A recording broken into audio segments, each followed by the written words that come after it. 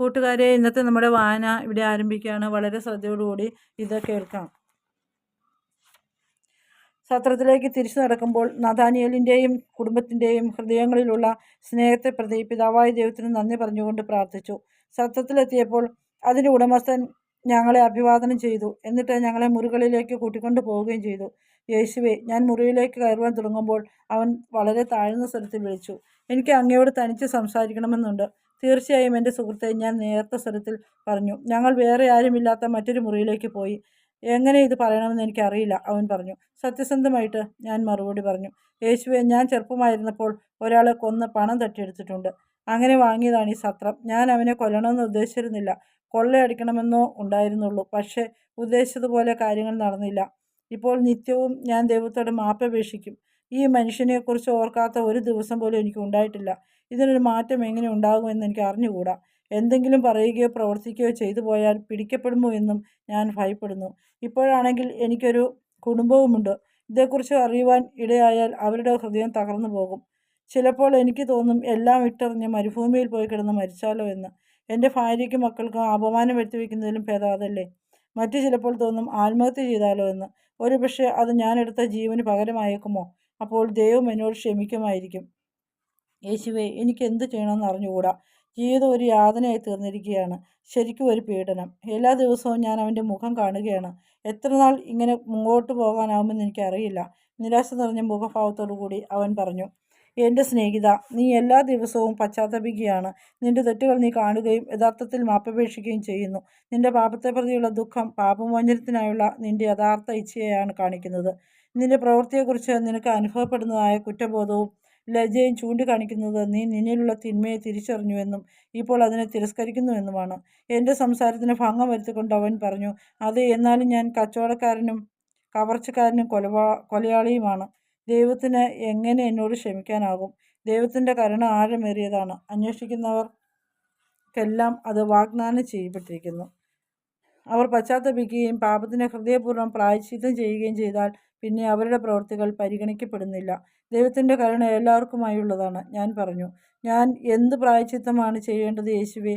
അവൻ ചോദിച്ചു. നിനക്ക് ഈ മനുഷ്യൻ്റെ കുടുംബത്തെ അറിയുമോ? അറിയാം, അവൻ പറഞ്ഞു. എന്നാൽ ഞാൻ അവരിൽ നിന്ന് എപ്പോഴും ഒഴിഞ്ഞു മാറുകയാണ് പതിവ്. എന്തെന്നാൽ ഞാൻ എൻ്റെ ആ പ്രവൃത്തി പ്രതി ഏറെ ലജ്ജിക്കുന്നു. പക്ഷേ നീ അവരോട് സൗഹൃദത്തിലാവണം. എന്നിട്ട് ചെയ്യാൻ പറ്റുന്ന എല്ലാ സഹായങ്ങളും അവർക്ക് ചെയ്തു കൊടുക്കണം. അവരിപ്പോൾ ദരിദ്രരാണ്. അവൻ്റെ മരണശേഷം അവരുടെ കച്ചവടം തകരുകയും അങ്ങനെ ദാരിദ്ര്യം നിറഞ്ഞതായ ഒരു ജീവിതം നയിക്കുകയും ചെയ്യുന്നു. അവൻ തുറന്നു പറഞ്ഞു, ശരി, അവരുടെ ജീവിതം പുനർനിർമ്മിക്കുവാൻ നീ സഹായിക്കണം. ഞാൻ പറഞ്ഞു, മറ്റുള്ളവർക്ക് സംശയം തോന്നിക്കാതെ ഞാൻ അതെങ്ങനെ ചെയ്യും യേശുവേ? അവൻ മനക്ലേശത്തോട് ചോദിച്ചു. നിനക്ക് പറ്റുന്ന വിധത്തിലൊക്കെ അവരെ സഹായിക്കുക. മറ്റുള്ളവർ എന്ത് ചിന്തിക്കുന്നു എന്നത് കാര്യമാക്കേണ്ട. നിന്റെ സ്വന്തം കുടുംബത്തെ പോലെ തന്നെ അവരെ സ്നേഹിക്കുകയും സഹായിക്കുകയും ചെയ്യണം.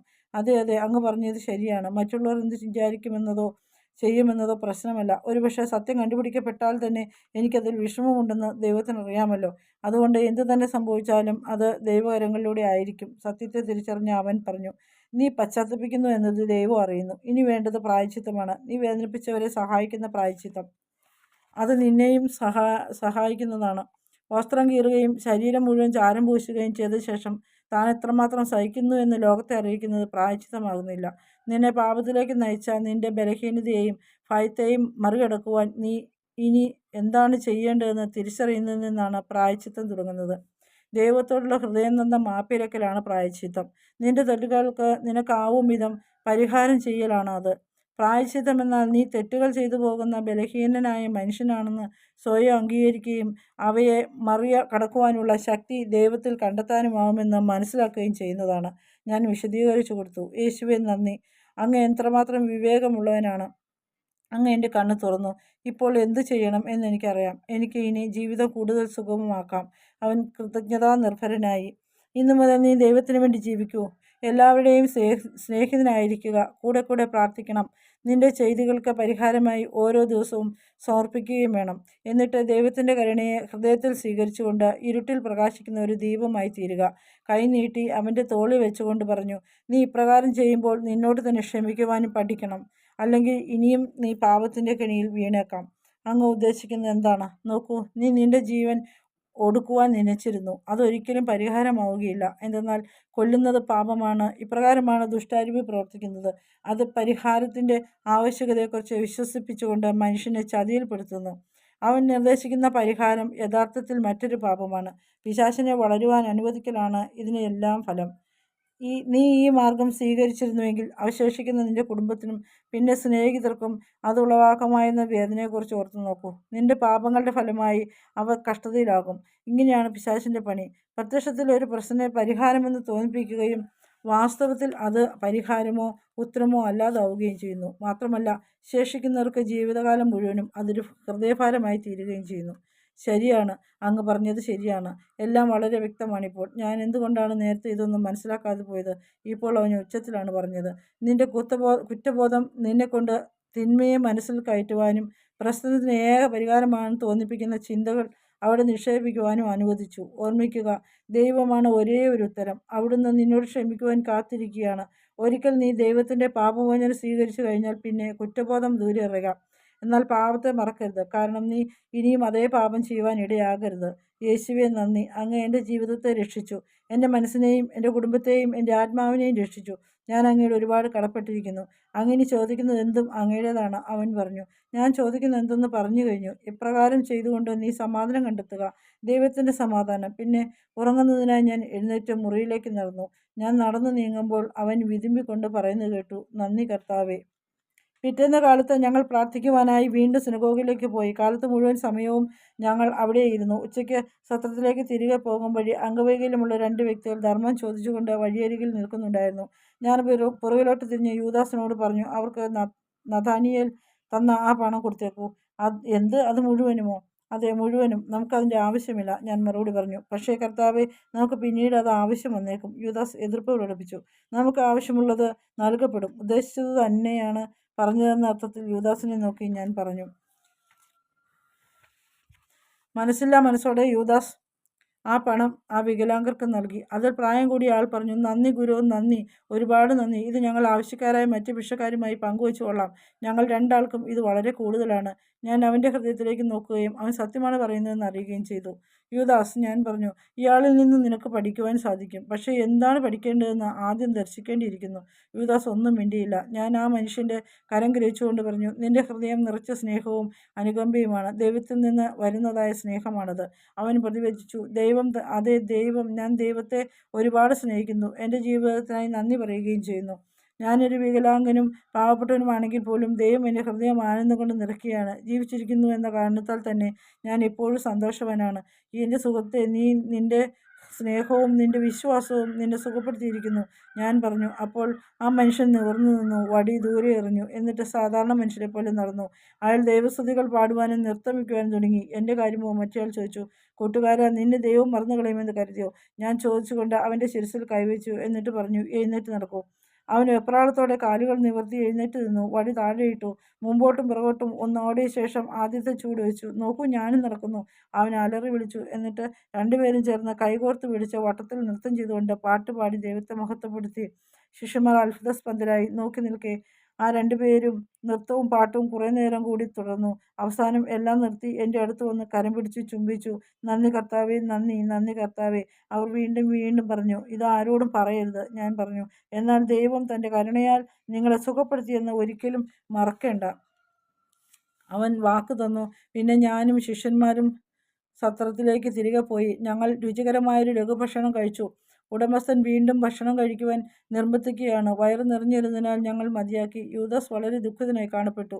നമുക്ക് ഒന്ന് നടക്കാൻ പോകാം, ഞാൻ പത്രോസിനോട് പറഞ്ഞു. ഞങ്ങൾ നടന്നു നീങ്ങവേ മറ്റ് ശിഷ്യന്മാർ ഇഷ്ടമുള്ളതൊക്കെ ചെയ്തുകൊണ്ടും വിശ്രമിച്ചുകൊണ്ടും അവിടെ തന്നെ ഇരുന്നു. പത്രോസിൻ്റെ കൂടെ നടക്കുന്നത് എനിക്ക് ആനന്ദം പകർന്നു തന്നു. എന്തെന്നാൽ പഞ്ഞി വെള്ളം വലിച്ചെടുക്കുന്നത് പോലെ അവൻ്റെ തുറന്ന ഹൃദയം ഞാൻ വിശദീകരിക്കുന്നതൊക്കെയും ഒപ്പിയെടുക്കും. ചിലപ്പോൾ പത്രോസിനെ ഗ്രഹിക്കാതെ വരുമ്പോൾ അതൊരു കാപട്യവുമില്ലാതെ നിഷ്കളങ്കതയോടെ എന്നോട് വിശദീകരണം ചോദിക്കും. തന്നെ പഠിപ്പിക്കുന്ന കാര്യങ്ങൾ വിസ്മയത്തോടെ കേട്ടുകൊണ്ട് കണ്ണുകൾ വിടർത്തുന്ന ഒരു ബാലനെയാണ് പലപ്പോഴും പത്രോസ് എന്നെ ഓർമ്മിപ്പിക്കുന്നത്. അനുസരണയുടെയും എളിമയുടെയും മാതൃകയായി അനേകർക്ക് ശക്തി പകർന്നു കൊടുക്കുന്നവനായി തീർന്ന പത്രോസ്.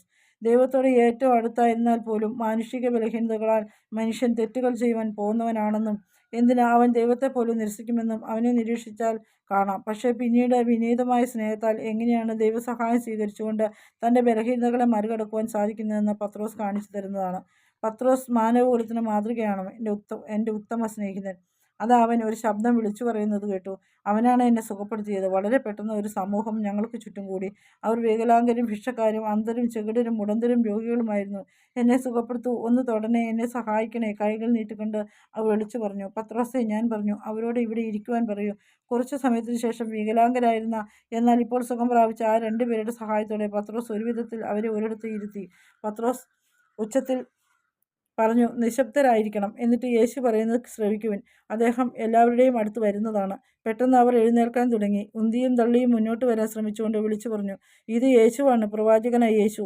നീണ്ടുവരുന്ന കരങ്ങൾ എന്നെ സ്പർശിച്ചു. അതേ തുടർന്ന് എനിക്ക് സുഖമായി എന്ന ഉച്ചത്തിൽ പറയുന്ന ശബ്ദങ്ങളും കേൾക്കുന്നുണ്ടായിരുന്നു. ഒന്നിനു പുറകെ ഒന്നായി ആളുകൾ സുഖം പ്രാപിച്ചു കൊണ്ടിരുന്നു. താമസിയാതെ സൗഖ്യം പ്രാപിച്ചവരുടെ സന്തോഷാരവത്താൽ അവിടെ മുഖരിതമായി. ദേവസ്തുതികൾ ആലപിക്കുന്ന ഒരു ഗായക സംഘത്തിൻ്റെത് പോലെയായിരുന്നു ആ സ്വരലയം. ഓരോരുത്തരായിട്ട് എല്ലാവരും എൻ്റെ കയ്യിലോ വസ്ത്രത്തിലോ സ്പർശിച്ചു തീരുന്നതുവരെ ഈ വിളികൾ തുടർന്നുകൊണ്ടിരുന്നു. 100-ൽ കൂടുതൽ ആളുകൾ അന്ന് സുഖപ്പെട്ടു. അപ്പോൾ ഞാൻ ക്ഷീണിതനായതിനാൽ പത്രോസിനോട് പറഞ്ഞു, നമുക്ക് ഇനി പോകാം, എനിക്ക് വിശ്രമിക്കണം. പത്രോസ് അവൻ്റെ ഏറ്റവും വലിയ ശബ്ദത്തിൽ വിളിച്ചു പറഞ്ഞു, യേശു ഇപ്പോൾ ക്ഷീണിതനാണ്, ദയവായി വഴി തരൂ, അവിടുന്ന് പോയി വിശ്രമിക്കട്ടെ. അദ്ദേഹം തിരിച്ചു വരുമോ? ആരോ വിളിച്ചു ചോദിച്ചു. പത്രോസ് എന്നെ നോക്കി. ഞാൻ പറഞ്ഞു, നാളെ കാണാം. ഒരു വിധത്തിൽ ഞാൻ പുറപ്പെട്ടു. പത്രോസ് എൻ്റെ അരികിലൂടെ നടന്നുകൊണ്ട് ആളുകളെ മാറ്റി നിർത്തി വഴിയുണ്ടാക്കി.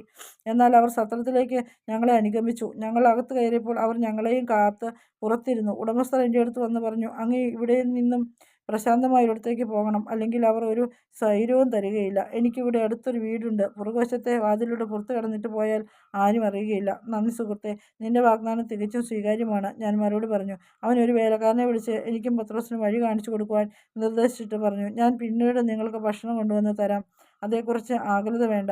അവരുടെ കാര്യമോ? പത്രോസ് പറഞ്ഞു, അവർക്ക് വിശക്കുന്നുണ്ടാവും. ഉടമസ്ഥൻ ജനക്കൂട്ടത്തെ നോക്കിയിട്ട് പറഞ്ഞു, നിങ്ങൾ പോയി കഴിയുമ്പോൾ ഞാൻ അവർക്ക് ഭക്ഷണം കൊടുത്തുകൊള്ളാം. എന്നെ കൊണ്ടാവുന്ന ഒരെളിയ കാര്യം മാത്രമാണത്. പത്രോസ് അമ്പരന്ന് പോയി. എന്തെന്നാൽ ഞാൻ ഉടമസ്ഥനോട് സംസാരിച്ച വിവരം അവൻ അറിഞ്ഞിരുന്നില്ല. അയാൾ ഒരു നല്ല മനുഷ്യനാണ്, പത്രോസ് എന്നോട് പറഞ്ഞു. അതെ, നല്ലവൻ തന്നെ. എന്നാൽ അത് വിശ്വസിക്കുവാൻ അയാൾ ബുദ്ധിമുട്ടുകയാണ്. ഞങ്ങൾ ആ വീട്ടിലെത്തി. എൻ്റെ പിതാവിനോട് കൂടി തനിച്ചായിരിക്കുന്നതിന് ഞാൻ ഒരു മുറിയിലേക്ക് പോയി. പിതാവ് തങ്ങളുടെ മക്കളോട് ചെയ്തതായ കാരണത്തെക്കുറിച്ച് ഞാൻ നന്ദി പറഞ്ഞു തുടങ്ങി. പ്രാർത്ഥിക്കുവാൻ ആരംഭിച്ചപ്പോൾ ഞാൻ കണ്ണുകളടച്ചു. തുറന്നപ്പോൾ നേരം വെളുത്തിട്ടുണ്ട്. ഞാൻ ഉറങ്ങിപ്പോയിരുന്നു. പത്രോസ് എന്നെ ഒരു കിടക്കയിൽ കിടത്തുകയും പുതപ്പ് കൊണ്ട് പുതപ്പിക്കുകയും ചെയ്തിരുന്നു. എൻ്റെ പിതാവിനെ കൺമുമ്പിൽ ദർശിച്ചുകൊണ്ട് ഞാൻ അവിടെ കിടന്നു. യേശുവായ എൻ്റെ മകനെ, ഇന്ന് ആളുകളെ സുഖപ്പെടുത്തിയതിനു ശേഷം നീ എൻ്റെ കൂടെ ഇരുന്ന് വിശ്രമിക്കേണ്ടതിന് ഗ്രാമപ്രദേശത്തേക്ക് വരണം. എന്നിട്ട് പിതാവെന്ന ഒരു മലയുടെ അടിവാരത്തിലുള്ള ഒരു സ്ഥലവും അവിടെ ഞാൻ വിശ്രമിക്കേണ്ടതായ ഒരു ചെറിയ ഗുഹയും കാണിച്ചു തന്നു. ഞാൻ കണ്ണുകൾ അടച്ച് കുറച്ചു നേരം കൂടി ഉറങ്ങി. വാതിലാരം മുട്ടുന്നത് കേട്ടാണ് ഞാൻ ഉണർന്നത്. സത്രമുടമയുടെ വേലക്കാരൻ, ഇതാ ഭക്ഷണം ചൂടുള്ളതാണ്, ഇപ്പോൾ തന്നെ കഴിക്കൂ.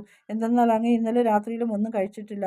അവൻ വിനയത്തോടെ പറഞ്ഞു, നന്ദി, ഞാൻ ഉടനെ അവിടെ എത്തുന്നതാണ്. ഒരുപക്ഷെ അങ്ങ് അറിഞ്ഞു കാണുകയില്ല. അവിടെ സത്രത്തിന് വെളിയിൽ അങ്ങയും കാത്ത 100 കണക്കിന് ആളുകളാണ് ഇരിക്കുന്നത്. അടുത്തുള്ള ഗ്രാമങ്ങളിൽ നിന്നും പട്ടണങ്ങളിൽ നിന്നും വന്നവരാണ് അവർ. മാത്രമല്ല അവരുടെ കൂട്ടത്തിൽ റോമൻ പട്ടാളക്കാർ വരെയുണ്ട്. അവൻ പറഞ്ഞു, ഞാൻ അല്പം ഭക്ഷണം കഴിച്ചതിന് ശേഷം അവരുടെ അരികിലേക്ക് എത്തുന്നതാണ്. പ്രിയ കൂട്ടുകാരെ, നമ്മുടെ ഇന്നത്തെ വായന ഇവിടെ അവസാനിക്കുകയാണ്. നമുക്ക് അടുത്ത ദിവസത്തെ പ്രാർത്ഥനയ്ക്ക് വേണ്ടി ഒരുങ്ങി പ്രാർത്ഥനയോടെ ആയിരിക്കാം.